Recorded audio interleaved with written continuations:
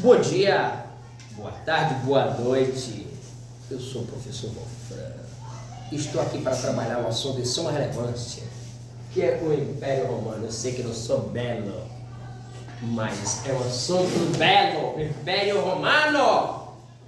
Mas antes de trabalhar esse assunto de suma relevância, se inscreve, curte, comenta e compartilha. E ajuda ao amigo. Ativa aquele sininho de notificação para o amigo ter visibilidade e o canal crescer e ficar top da galáxia, ok? Vamos para o que interessa? Aqui, pessoal, vamos trabalhar sobre o Império Romano.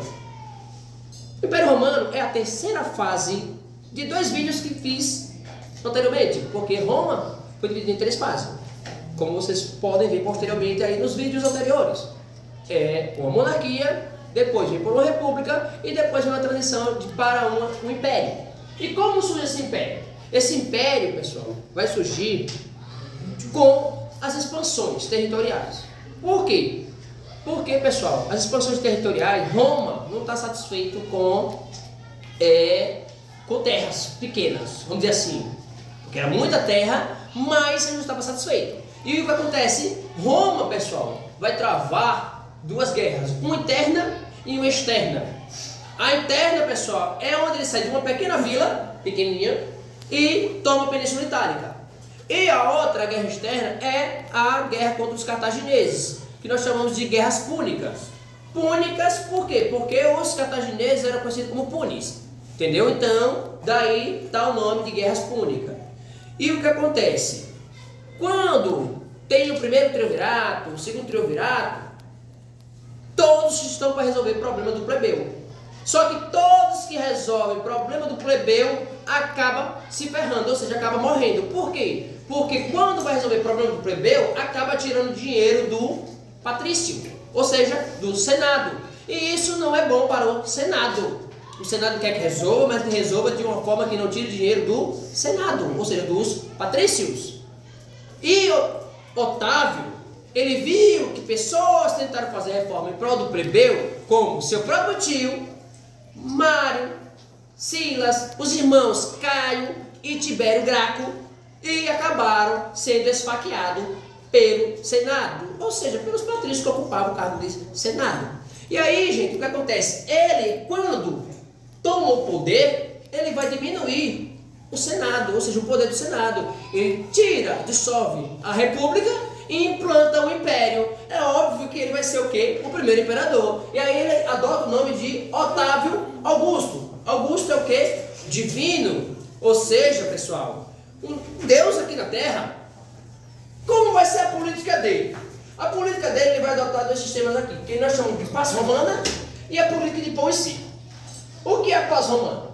A paz romana, antes de Otávio Augusto, eles tinham o ímpeto expansionista. Eles expandiam o território, pegavam dinheiro e ainda capturava terra e capturava escravo. Ou seja, roubava dinheiro, né, no caso? Roubava dinheiro e capturava pessoas, mão de obra.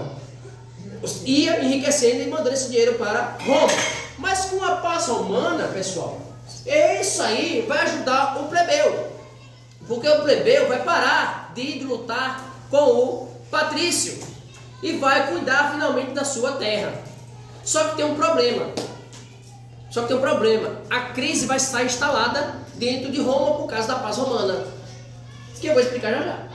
E a política do pão e circo? A política do pão e circo, pessoal, Otávio Augusto adotou para distrair o plebeu. Porque ele vai promover grandes espetáculos dentro do Coliseu e vai distribuir pão para os plebeus assistir espetáculos. Por que eu coloco espetáculos? Porque são pessoas que vão ser devoradas por leões. Ou seja, isso não é um espetáculo, isso vai ser uma verdadeira carnificina. Então, pessoal, não é um espetáculo. E quem vão ser esses caras que vão estar dentro do Coliseu, né? Vão ser cristãos, que não vão aceitar uma divindade aqui na Terra, né? Porque os cristãos é adepto do monoteísmo. Então eles não aceitam outro Deus que não seja o único, né? Não pode ser dois ou três ou mais deuses. Eles não são politeístas, sim monoteístas.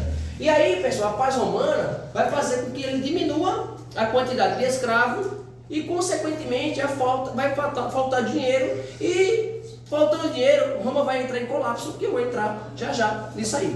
E aí, pessoal, entrando no cristianismo, Nero vai ser o primeiro imperador também a colocar mais cristãos. Por que eles vão colocar mais o cristão? Porque Nero, ele é um bate-bem do juízo, ele vai atear fogo em Roma e vai culpar os cristãos por ter ateado fogo em Roma. Mas por que ele vai culpar esses cristãos? Sabe por que ele vai culpar? Porque ele quer ser reconhecido como Deus na terra. E os cristãos aceitam Deus na terra? Não, eles são monoteístas. Então ele vai atear e culpar os cristãos e vai colocar eles no Coliseu para lutar com leões e ser devorado, porque vai ser uma verdadeira carnificina, como já citei. E ele também vai matar sua mãe, né? É um cara que não é meio distúrbio, tem distúrbio na cabeça. E o Edito de Milão, o que tem a ver com o cristianismo? O Edito de Milão, pessoal, é onde o imperador Constantino vai se converter ao cristianismo. Ele se converte ao cristianismo e, consequentemente, os cristãos agora não podem ser perseguidos, como eram perseguidos na época de Nero, para colocar dentro do Coliseu.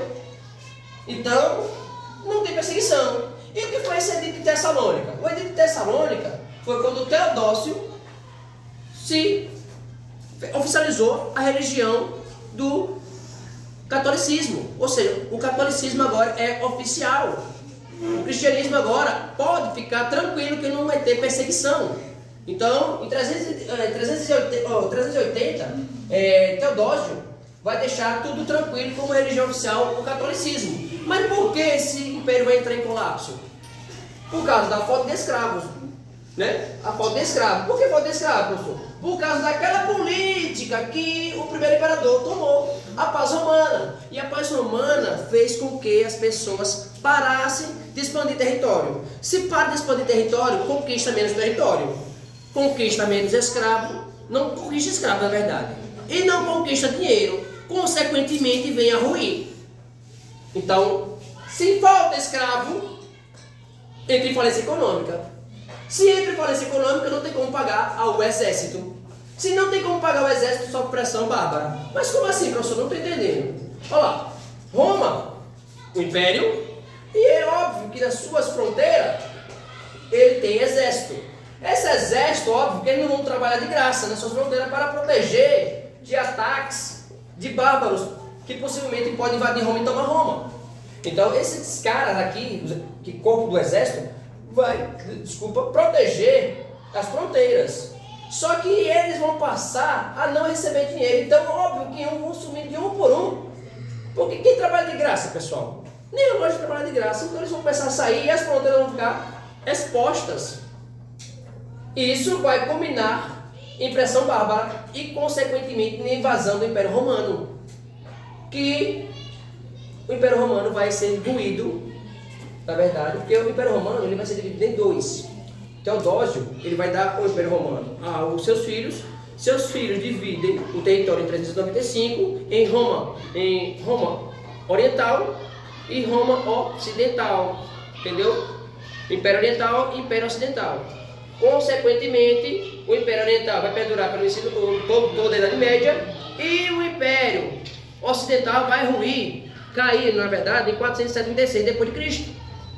E, consequentemente, os bárbaros vão invadir o Império Romano e se esfacelando o Império Romano com vários tipos de pessoas surgindo o que nós chamamos de Idade Média.